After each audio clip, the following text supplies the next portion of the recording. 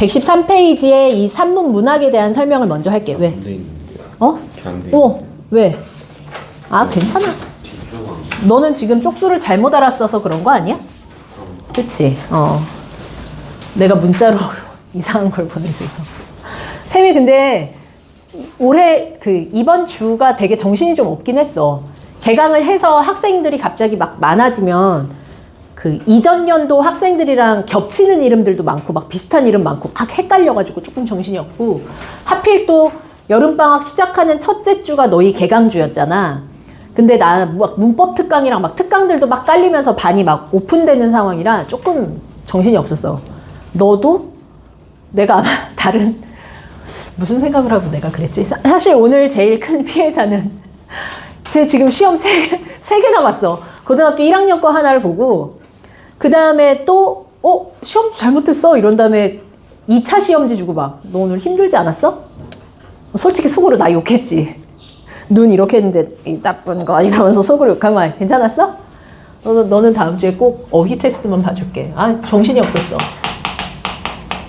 자, 우리 저번 시간에 운문을 배웠죠. 오늘은 산문을 배웁니다. 자, 산문이란 무엇이냐라고 이야기한다면 쉽게 생각하면 운문이 운율이 있는 글이었다면 산문은 짧거나 압축되어 있지 않고요. 줄글로 이루어져 있는 것을 산문문학이라고 합니다. 그런데 산문문학은 어떤 것이냐? 소설이 가장 대표적인데요. 산문문학에서는 사실 소설도 있고 극갈래도 산문문학에 해당합니다. 그런데 우리는 오늘 이 소설에 대한 것만 언급을 할게요. 소설에서 우리가 제일 핵심적으로 봐야 될 구성의 3요소들이 있는데 어떤 것이 있는지 혹시 알까요?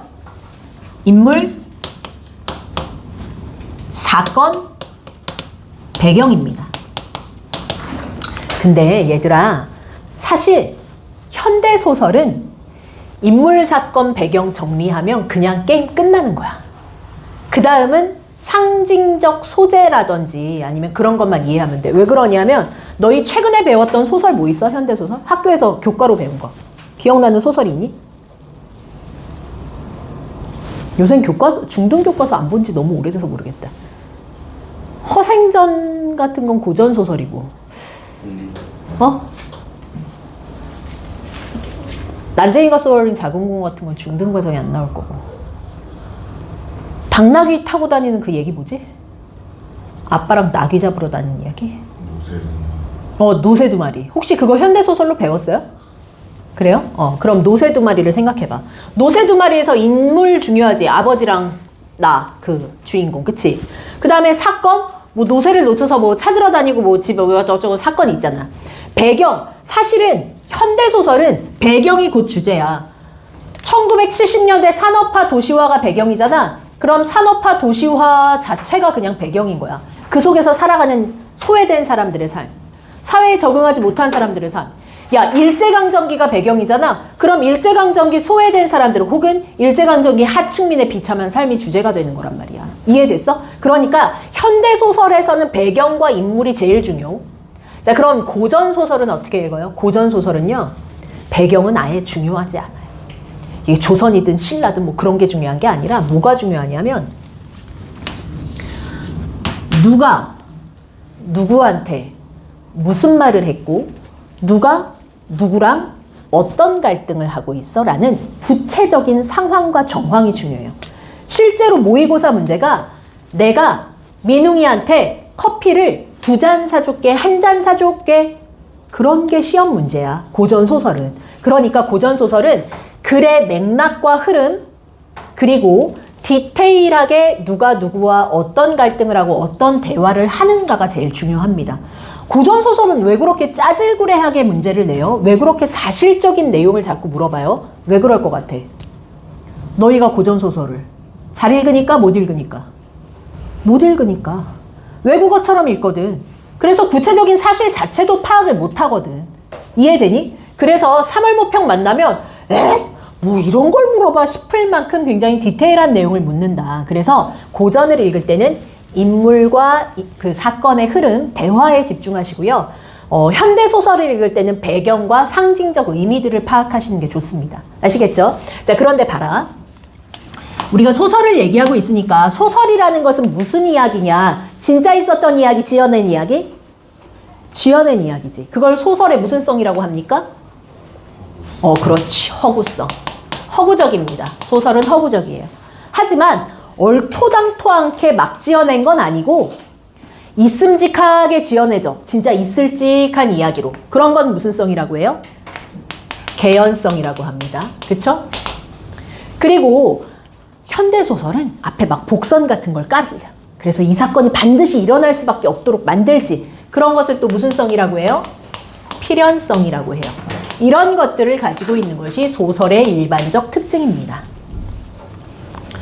조금 자리 없으니까 쌤이 소설의 인물을 여기 따로 빼서 조금 설명을 해볼게요. 자, 얘들아, 우리가 소설에서 그 등장인물들을 보잖아. 주인공인 주동인물이 있지. 그럼 주동인물과 갈등하는 누가 반드시 있을 수밖에 없어. 반동인물이라는 것이 반드시 있어요. 그래서 우리는 글을 읽으면서 누가 주인공이고 누구와 어떤 갈등을 하는가를 판단을 하면 됩니다. 그죠? 자, 그 다음 봐봐요. 우리가 이렇게 많이 필요하진 않은데 너무 많이 했네.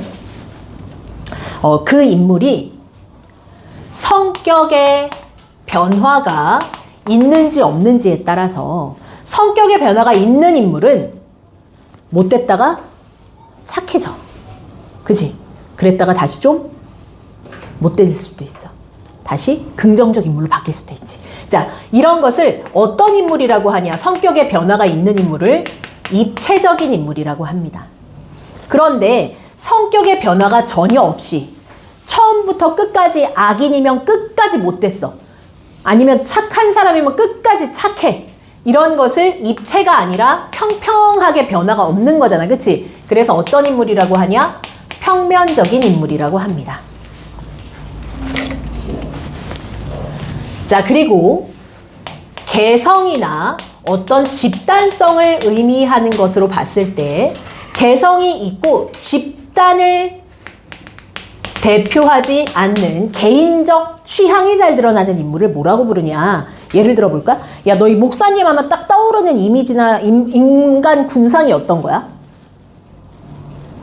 목사님 하면 딱 떠오르는 인물. 시끄러워?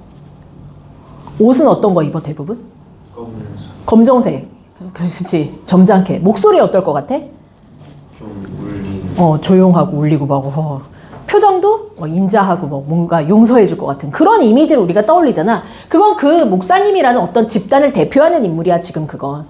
근데 목사님이 찢어진 청바지에 엄청 핫한 옷을 입고 귀걸이 막 하고 목걸이 하고 자기야 왜 이번 주에 안 나왔어 막 이래. 그럼 저거 뭐야? 그 집단과는 너무 다른 자기만의 어떤 독특함이 드러나잖아. 그런 사람을 우리는 무슨 인물이라고 하냐? 개성적인 인물이라고 합니다. 근데 아까 우리가 생각하는 일반적인 목사라는 존재, 그 집단을 대표하는 속성을 가진 인물로 표현되잖아. 그럼 그냥 전형적인 인물이라고 얘기를 해요.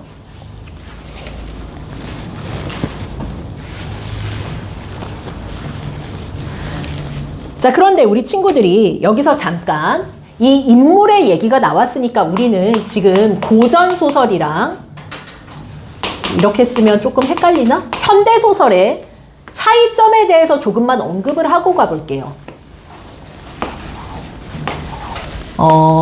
인물 얘기가 나온 김에 그냥 하는 거예요. 얘들아, 고전소설과 현대소설의 주제를 먼저 좀 생각을 해볼게. 고전소설은 대부분 주제가 뭘 것 같아요? 잘 몰라? 착한 사람은 어떻게 돼? 복 받지. 나쁜 사람은 벌 받는 얘기로 끝나지 않아요? 그걸 뭐라고 해? 권선. 선을 권하는 거야. 해라. 착하게 살면 복 받는다. 그치? 그 다음 악은 어떻게 되는 거야? 징벌 받는 거야. 권선징악적인 주제가 그래서 드러나는 겁니다. 대부분 주제 자체가 굉장히 교훈적이에요. 그쵸? 그럼 생각해봐. 야, 고전소설에서 입체적인 인물이 많겠니? 평면적 인물이 많겠니? 아니지. 잘 생각해봐. 착했던 애가 끝까지 착해야지 복을 받고 나빴던 애는 끝까지 나빠야지 벌을 받고 끝나야 되잖아. 근데 갑자기 나빴던 애가 착해졌어. 그럼 벌 주기도 애매하고 이거 어떡하지? 이렇게 되면 안 되거든. 그래서 원래 고전 소설은 굉장히 어떤 인물밖에 없을 수가 없냐. 평면적인 인물이 굉장히 대다수다. 맞지? 그리고 아주 전형적인 인물이 대다수다. 그죠? 예. 그럼 옛날 고전 소설에는 배드엔딩이 아예 없어요? 배드엔딩이 거의 없어요. 배드엔딩이 나타나는 얘기들이 뭔 줄 알아요? 연애 소설들이에요. 조선시대 배경으로 하고 있는 남녀 간의 사랑 이야기는 거의 다 배드엔딩입니다. 웃기죠? 사랑을 잘 안 이뤄줘. 그리고 사랑이 이루어지는 이제 조선 좀 더 후기로 가는 소설들은 영웅서사 구조를 가지고 있어서 엄청난 고난과 시련을 이겨내야지 겨우 그 사랑을 이뤄. 좀 그런 편이야. 근데 대부분의 이야기는 다 권선징악이야. 너희가 알고 있는 설화들은 특히. 그치? 콩쥐팥쥐. 콩쥐녀는 굉장히 고생하게 되고 나중에 팥쥐는 부잣집 되고 뭐 이런 거잖아. 그런 식의 내용들이 많습니다. 자, 그런데 현대는 주제가 어떠냐? 진짜 너무 다양해. 그지? 뭐 SF 소설부터 시작해서 뭐 영웅 소설도 있을 수 있고 사랑 이야기도 있고 너무 많잖아요. 그리고 결말도 반드시 새드 엔딩만 있는 것도 아니고 반드시 해피 엔딩만 있는 것도 아니고 열린 결말도 있고 너무 다양하잖아요. 진짜 다양해요. 그래서 인물도 훨씬 더 입체적이고 전형적이라고 하기보다는 굉장히 개성적인 인물들이 많은 편입니다. 인물이라고 써놓을까요? 자, 그 다음에 사건은 어찌 일어나는가를 보면 고전 소설은 대부분 어떤 사건이 일어나냐면 길을 가고 있었어요. 그러던 어느 날 때마침 뭐 이런 식으로 일어나지. 사건이 어떻게 일어나? 우연히 일어나. 대부분. 그치? 그래서 무슨 성이 강하냐면 우연성이 굉장히 강합니다. 하지만 현대소설은 잘 보면 알겠지만 막 플롯을 굉장히 복잡하게 짜면서 앞에서 뭐 10년 전 그 장면이 왜 나왔었냐면 그때 그 자전거 타다가 지나가던 남자가 쟤였어 막 이러면서 복선을 많이 깔아놔. 반드시 그 일이 일어나게 만들어주는 개연성이 굉장히 강한 편입니다. 필연성도 강해요.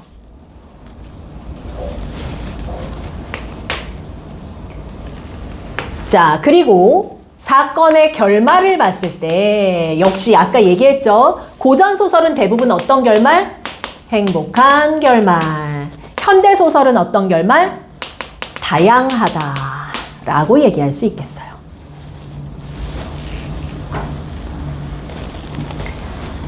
자, 이런 소설의 특징을 한번 살짝 언급을 했고요. 그 다음에 소설에서 말하는 사람을 누구라고 해요? 소설에서 말하는 사람. 우리한테 누가 얘기를 해주는 거거든, 그건. 서술자. 서술자가 혹시 없을 수도 있어요? 무조건 있는 거야. 알겠지? 글자는 내가 읽지만 이걸 누가 나한테 말해준다고 생각하는 게 좋습니다. 아시겠죠? 자, 그럼 그 서술자에 대한 설명을 한번 해줄게요. 우리 친구들이 서술자 문제를 좀 간과하고 넘어가거나 중등 내신 때는 서술자 이랬을 거 아니야. 뭔지는 모르지만 그냥 이거 1인칭 주인공이래. 1인칭 주인공, 1인칭 주인공 이러고 외우지. 그래서 1인칭 주인공 아닌 건 틀려. 뭐 이렇게 풀어. 근데 고등 때는 그게 통하지도 않거니와 내가 처음 보는 낯선 지문을 읽고 이거의 시점이 뭔지를 스스로 판단해서 문제를 풀어야 된단 말이야. 그러니까 시점에 대한 이해를 좀 해놓고 갑시다. 자, 서술자가 작품 안에 있는 경우와 작품 밖에 있는 경우가 있어요. 작품 안에서 말하는 사람이 있는 경우는 누가 있는 거야? 작품 안에. 나. 야, 나는 무척 슬펐다. 나는 어쩌고저쩌고 이렇게 말하는 게 1인칭인 거야. 1인칭. 근데 잘 봐. 이 나가 주인공일 수도 있지. 그럼 1인칭 무슨 시점 되는 거야? 주인공 시점 되는 거야. 근데 내가 막 말을 하고 있는데 주인공은 소율인 거야. 그래서 소율이는 벅벅 긁었다. 아마도 간지러운가 보다. 뭐 이렇게 내가 막 혼자 생각하면서 소율이의 이야기를 막 전해주는 거야, 주인공을. 그런 것을 1인칭 무슨 시점이라고 해? 관찰자 시점이라고 해. 자, 여기서 너희가 잘 틀리는 키워드 한번 던져줄까? 둘 중에서 뭐가 객관적일 것 같아? 객관적인 거 찾아봐. 그럴 것 같잖아. 그치? 그래서 우리가 거기에서 너무 많이 걸려 넘어가거든? 근데 봐봐. 야, 내가 소율이가 주인공이라 소율이를 관찰하지. 근데 내 감정은 다 말하냐 안 말하냐. 난 지금 슬프다. 너무 배가 고프다. 소율이도 혹시 배가 고플까? 근데 소율이의 마음은 내가 알아볼라. 모르지만 내 감정은 오히려 얘기해 안 해. 나라는 서술자의 감정은 나오지 주관적으로. 그리고 소율이를 관찰하는 것도 내 주관으로 관찰하는 거지. 맞지? 그렇기 때문에 이때 1인칭은 절대 객관적일 수 없어. 모든 것이. 근데 관찰자 시점에서 자꾸 객관적인 걸로 오해해서 많이 틀리거든. 그건 조금 기억해 두는 게 좋겠죠. 그러면 주인공 시점이랑 관찰자 시점 1인칭일 때 이 두 가지 중에 뭐가 더 상상을 많이 하게 될까요? 상상을 더 많이 하게 되는 거 뭘까? 뭘 것 같아? 그렇지. 관찰자.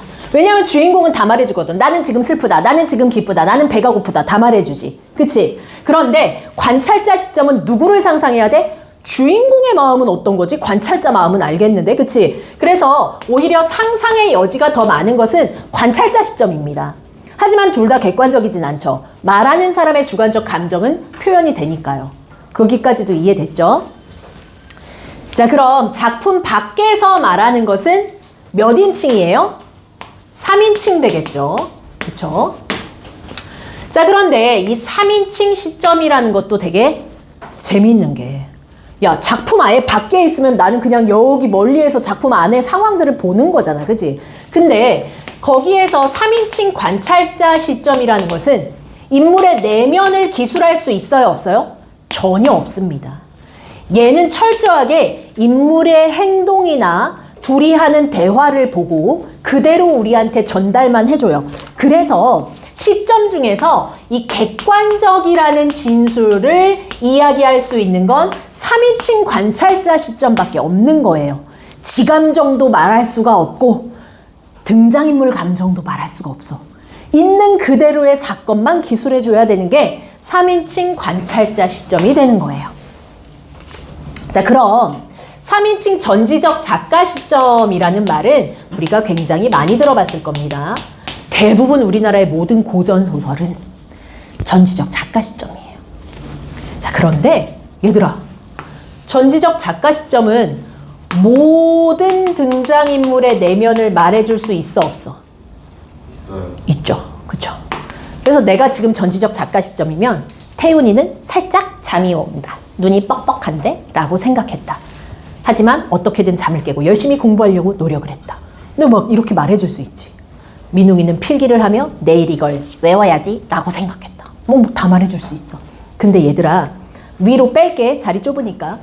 여기에서 좀 독특한 시점이 하나 있습니다. 전지적 작가 시점은 인물의 내면을 말할 수 있지. 근데 서술자가 자기 생각이나 자기 주관적인 견해를 말할 수는 있을까 없을까?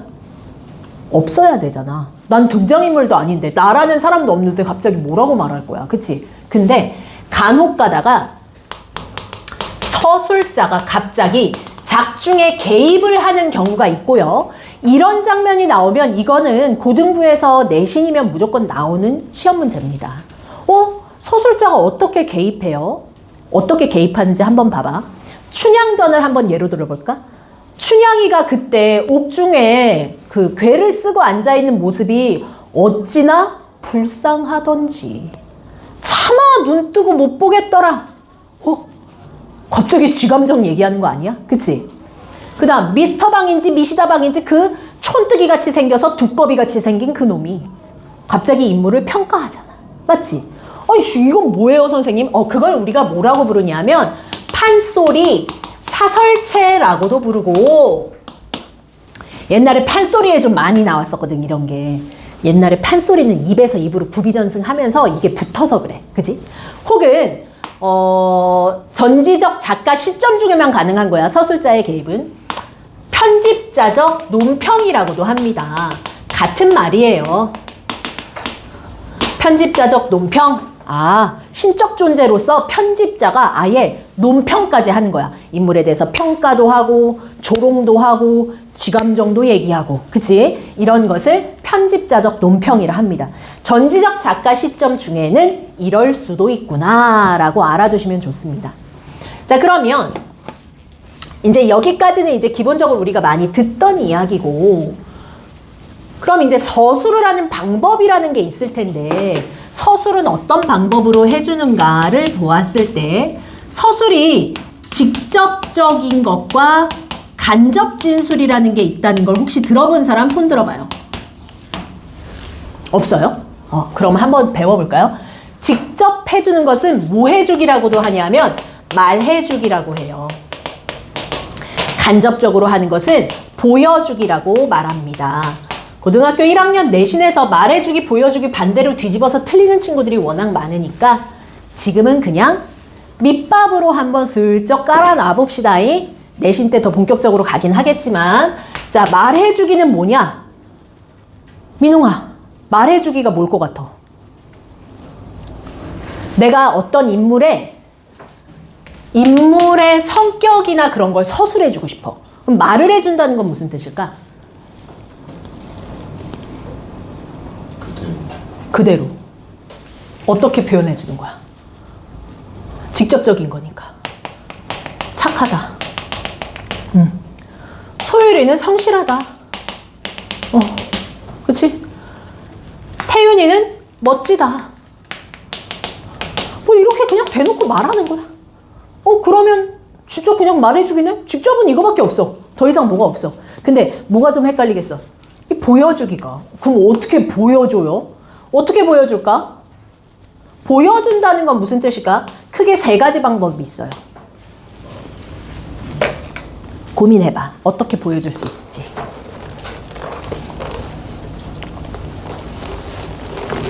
봐라. 내가 지금 말하는, 보여주는 사람을 한번 잘 그려보세요. 그는 두툼한 피부에 두턱이 있고 얼굴엔 늘 기름이 번들번들했다.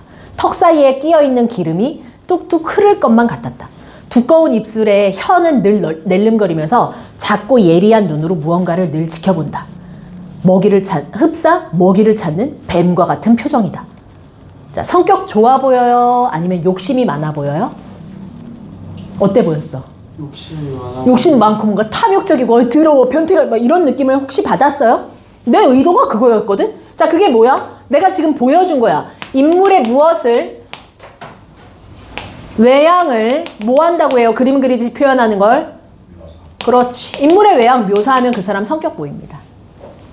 하얗고 여리여리한 팔로 핏줄과 핏기가 하나 없는 얼굴 뭐 이러잖아. 그럼 예민한 사람일 것 같아. 맞지? 뭐 그런 생각을 하게 만들어주는 거야. 이해됐어요?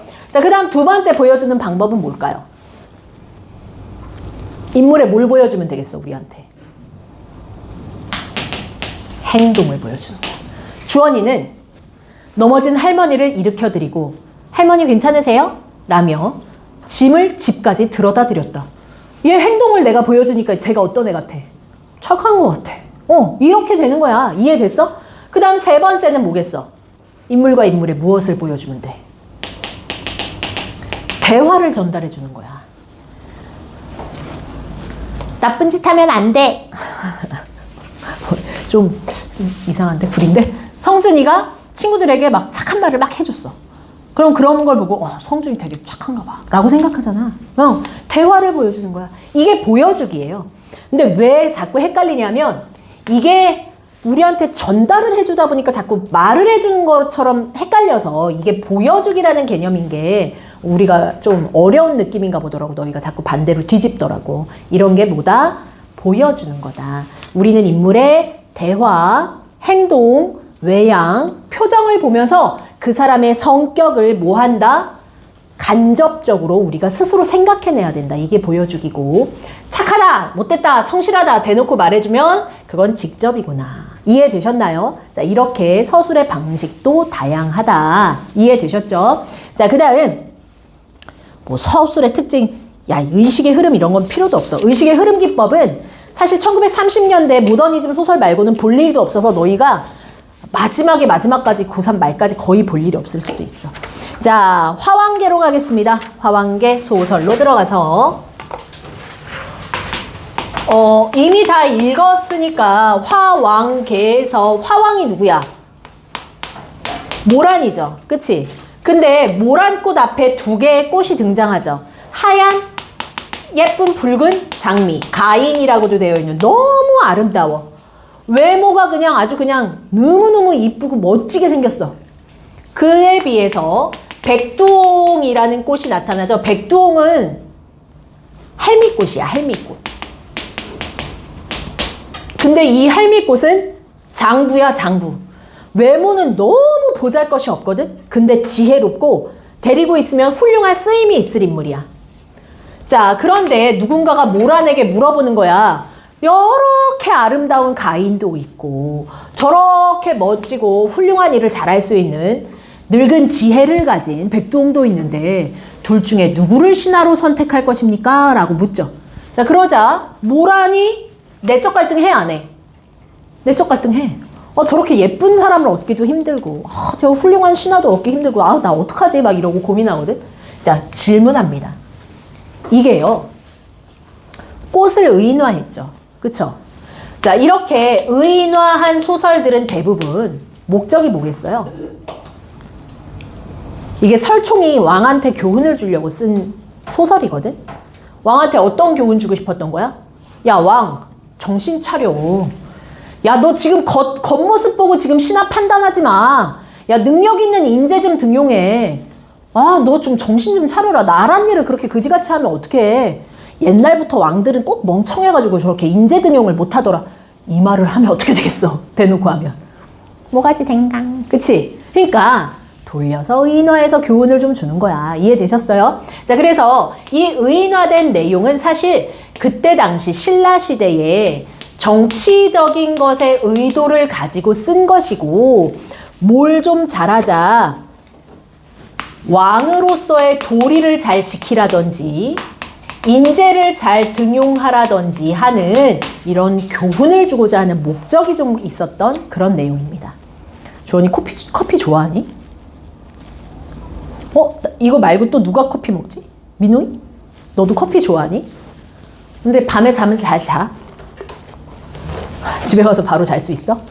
훌륭한데? 너는? 전 디카페인. 카페인 먹으면 잘 못 자고? 아니요, 그건 아니에요. 그건 아니야? 잠은 잘 자는데 그냥 디카페인 먹은 거야? 자, 보세요. 그래서 이거는 왕에 대한 이야기의 춤과 관련된 내용이라서 좀 유교적인 성격의 글인데, 여기서부터 이제 중요한 걸 한번 볼게요. 어디를 볼 거냐? 기역 밑에 두 사람 왔는데 누구를 취하고 누구를 버리시겠습니까? 밑에서부터를 한번 읽어볼 거예요. 아시겠죠? 화한께서는부터 읽어볼게요. 현우가 한번 읽어보자. 왕께서는 이렇게 대답하였다. 장소의 말도 도리가 있기는 하나 가인은 얻기 어려우니 이를 어찌할꼬. 그러자 장도가 앞으로 나와 말하였다. 제가 온 것은 임금님의 총명이 모든 사리를 잘 판단한다고 들었기 때문입니다. 그러나 지금 배우니 그렇지 않으십니다. 노를 임금된 자로서 간사하고 아첨하는 자를 가까이 하지 않고 정직한 자를 멀리하지 않는 이는 드문입니다. 야, 지금 방금 이 백두홍이 하는 말 보니까 나는 네가 총명하다고 들었는데 지금 보니까 그렇지 않네라고 대놓고 말하지. 그럼 왕 보고 뭐라 그러는 거야? 너 멍청하구나. 그래, 옛날부터 왕들은 지혜롭지 않은 사람들을 가까이 하고, 여기서 말한 것처럼 정직한 사람을 다들 멀리 했어. 너도 지금 보니 그렇네 라고 하면서 누구를 얘기해? 맹자 얘기하죠. 그쵸? 자, 맹자가 그래서 불우한 가운데 일생을 마쳤어. 칠판 봐봐. 얘들아, 맹자는 나라의 제대로 인재로서 쓰임을 받았다는 거야, 못 받았다는 거야? 못 받고, 이렇게 지혜로운 사람들은 왕은 꼭 멀리 하더라고. 그리고 또 누구? 풍당을 얘기하죠. 풍당도 난관으로 파묻혀서 그냥 머리 백발돼서 늙은 할아버지 돼서 그냥 속세에서 그냥 대충 살다 죽었어. 옛날부터 이랬는데 나인들 어쩌겠냐. 그래, 왕들은 원래 멍청하니까 이렇게 비판하는 거야. 근데 얘들아, 맹자나 풍당은 중국의 옛 이야기에 나오는 인물들이잖아. 이런 인물들을 인용할 때 우리는 중국의 무엇을 인용한다? 고사 인용한다고 해. 고사 인용한다는 말이 시든 소설이든 너무 많이 나올 거거든? 그러면 그냥 중국의 옛 이야기 인용했다고? 이 정도로 그냥 이해하세요. 뭐 대단한 거 아닙니다. 오케이? 자, 그 다음 화왕은 마침내 다음의 말을 되풀이했다. 야, 내가 잘못했어. 야, 그나마 화왕은 착한 인물이야, 나쁜 인물이야? 착한 인간이지. 자기 이렇게 비판하는데도 바로 정신 차려서 훌륭한 선비를 자신의 신하로 두려고 사과를 하잖아. 그지? 자, 그럼 서술자의 시점 무슨 시점이라고 했어요? 혹시 전지적 작가 시점으로 쓴 사람? 보통은 전작이라고 생각하는 게 고전소설은 대부분 맞을 겁니다. 사건은 뭐 사건이랑 이런 건 쓰지 말고 배경도 쓰지 마. 고전소설은 배경 안 써도 돼. 주제가 중요하겠지. 주제. 여기 있잖아. 왕의 도리나 인재 등용. 이런 정치적 의도가 실질적 주제라는 것만 잘 체크해 두시면 되고요. 문제를 다들 잘 풀어왔지만 3번에 있는 네모 보기를 해석을 먼저 한 후에 이거 풀 시간, 수정할 시간 잠깐 드릴 건데요. 3번의 네모를 한번 보세요. 구름이 무심하단 말이 아마도 허랑하다, 거짓이다라는 뜻이야.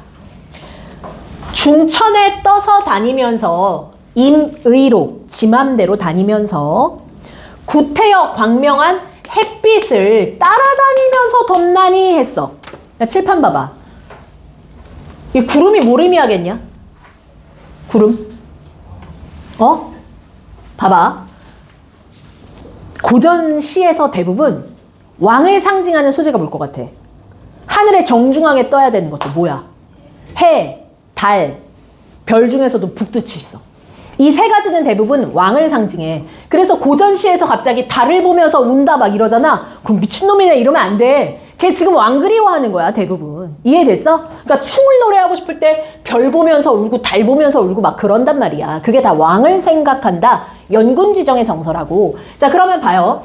구름이라는 놈이 지 맘대로, 지 임의대로 다니면서 구태여 햇빛을 따라다니면서 덥잖아. 그치? 그럼 지금 이 구름이 의미하는 바는 뭐겠어? 충신이야, 간신이야? 간신을 상징하는 거야.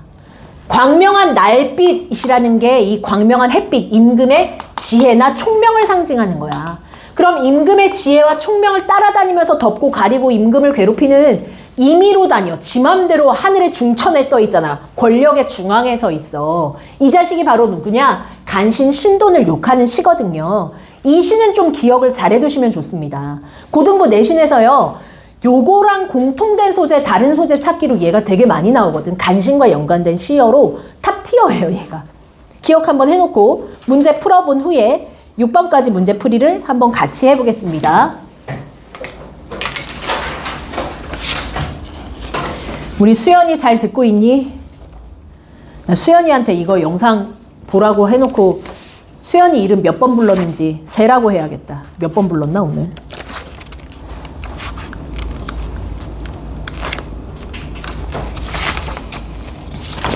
자, 풀고 있나요? 잘 풀고 나서 답을 맞출게요. 주원이는 이따가 다시 뭐 쉬는 시간에 한번 다시 풀어서 쌤한테 물어보든지 해. 그래도 되니까.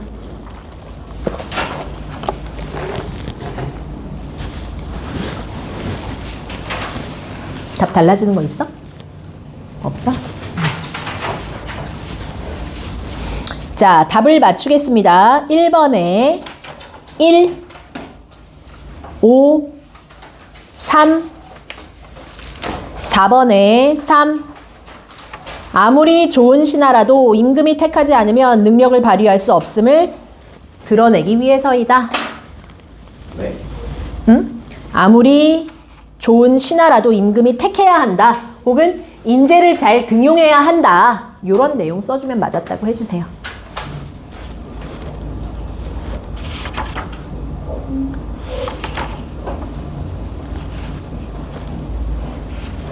6번 자신의 잘못을 빠르게 인정하고 반성한다. 요 정도. 자, 여기에서 틀린 문항 있어요?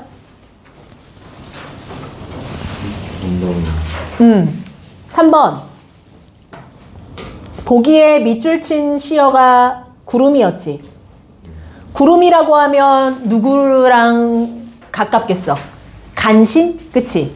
그러면 여기에서 간신을 상징하는 거라고 하면 칠판 외모만 화려하고 아름다워서 그 사람을 현혹시키는 대상이 장미 가인이잖아. 그러니까 요게 더 간신에 가깝고, 임금이 듣기 싫은 소리를 하면서 임금을 막 비판하고 잘못된 내용도 바로잡으려고 하는 백두홍 같은 인물이 충신이지. 근데 너희가 나 이번 주에 이 문제에 그 단어를 넣는지 모르겠네. 야, 간언한다는 게 무슨 말인 줄 아니? 무슨 뜻일 것 같아? 간언. 간사한 말이라고 잘못 생각해서 틀리더라고. 간언한다는 건 옳은 말, 충직한 말을 한다는 뜻이에요. 주중 테스트 때 이것 때문에 오늘 틀리는 애들이 좀 많았어가지고 미리 그냥 단어 때문에 틀리면 좀 짜증나니까 이거 알아두세요. 아시겠죠? 자, 그러면 오늘 고전 소설은 보았고 128 경설이라는 소설 하나가 있고요. 그리고 131 슬견설이라는 소설이라고 하기엔 좀 그렇고 사실 한문으로 된 수필인데 번역된 걸 우리가 보게 되는 거거든. 이거 짧고 재미있어요. 나는 재밌지만 아마 너희는 무슨 말이지? 하고 좀 이상하게 생각할 수도 있을 것 같긴 해. 과제로? 이거 과제로 해오세요. 아시겠죠? 자, 쉬었다가 이어서 독서랑 문법 한 큐에 나가겠습니다.